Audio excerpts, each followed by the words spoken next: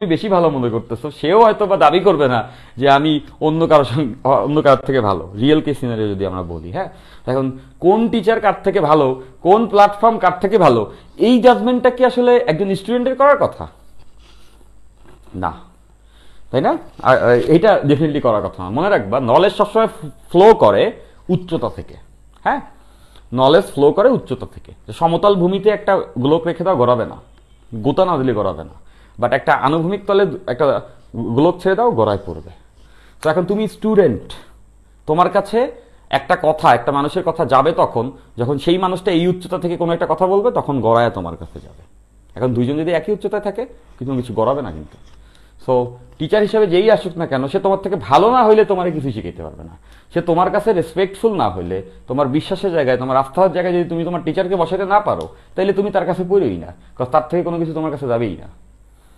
তো বুঝাইতে পারছি ব্যাপারটা কি? হ্যাঁ।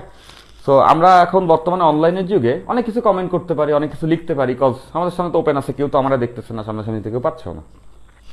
সো করলে অনেক কিছুই করা যাচ্ছে। বাট আমি এটাই বলবো যে তোমাদের একটু কি বলে, বুঝে শুনে আসলে এইগুলা মেনটেন করা উচিত, তাই না?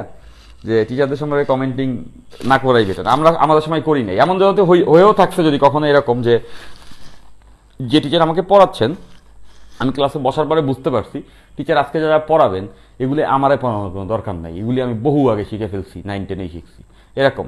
তারপরেও আমরা টিচারকে কখনো এটা বলি নাই যে কি করতেছেন বা অন্য কিছু পড়ান, বা আমি চলে যাচ্ছি ক্লাস থেকে।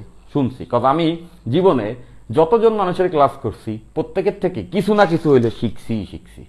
যত সোজা পড়াক, যত কঠিন পড়াক, সে কিছু না কিছু আমার শিখাইছে। কারণ প্রত্যেকটা মানুষের মধ্যে শিক্ষণীয় কিছু থাকে, যদি তুমি শেখার মন নিয়ে তার দিকে তাকাও। তো একটা কথা আছে না যে একটা বোতলের মুখ বন্ধ, এটা পানির তলে ধরলে সারা জীবন, ঝর্ণার তলে ধরলেও এটার ভিতরে এক ফোঁটা পানিও যাবে না।